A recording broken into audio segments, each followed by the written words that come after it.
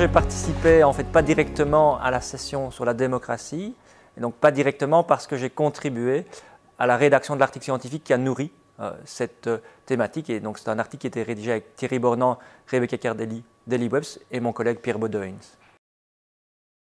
Il est un peu difficile de tout résumer, mais la première, c'est qu'il n'y a pas de consensus sur ce qu'est la démocratie, à quoi elle doit servir. Et donc ça, c'est un peu surprenant, puisqu'on pourrait se dire, ah, la démocratie, tout le monde voit bien ce que c'est, mais on sait aussi par d'autres recherches que ce n'est pas du tout le cas. Donc tout le monde a un peu sa vision de la démocratie, et ce qui est difficile, mais ce qui peut se faire en démocratie, c'est de discuter, de débattre sur ce qu'est la démocratie. Donc ça, c'est un élément. L'autre élément, c'est qu'est-ce qui fait finalement légitimité, qu'est-ce qui donne de la légitimité. Certains vont dire c'est les décisions qui vont donner une légitimité. D'autres vont dire non, c'est une question de principe. D'autres vont encore dire c'est des processus, des fonctionnements. Et on le voit bien, là-dessus, il y a également matière à discussion. Moi, je le crois fondamentalement, sinon je suppose que je ne serais pas ici. Pourquoi est-ce que je pense que c'est bien? Ce n'est pas que les travaux scientifiques ne sont pas bien, qui ne méritent pas d'être publicisés. Non, c'est parce qu'à un moment donné, il faut que ces travaux servent à quelque chose et retournent dans la cité d'une certaine façon. Et de demander à chaque fois aux personnes qui ont rédigé de les présenter, c'est une façon de faire, mais qui doit être complétée en disant ceux qui les ont lus, ceux qui les ont regardés, qu'est-ce qu'ils peuvent en passer, comment est-ce qu'on peut les discuter. Finalement, ce qu'est la science, c'est toujours un échange d'arguments et de dire à un moment donné, je pense que ceci est correct, je pense que ceci n'est pas correct, mais ça ne peut se faire qu'avec un processus de délibération. C'est de faire le lien entre différents types d'acteurs.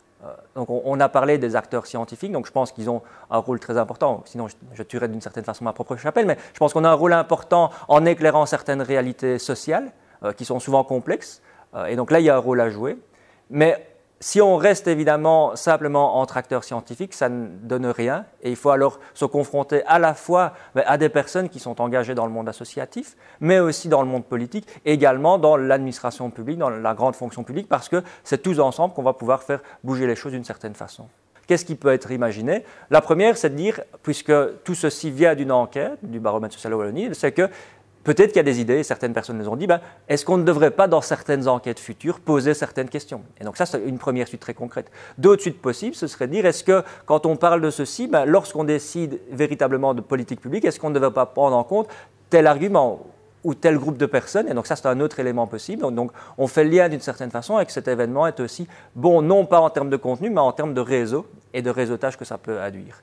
Ce qui est très clair dans cette formule-là, à laquelle j'adhère à 100%, c'est que ça pose une question finalement qui a le droit de parler.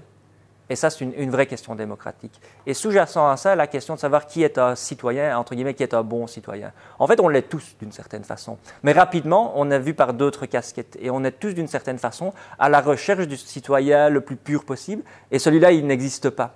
Et des événements comme celui-ci nous le rappellent. Donc on est tous des citoyens, y compris évidemment les hommes et les femmes politiques qu'on élit.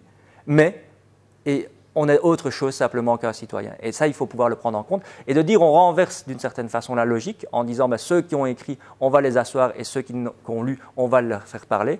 Et je pense que c'est une bonne façon de se dire, tout le monde peut contribuer d'une certaine façon.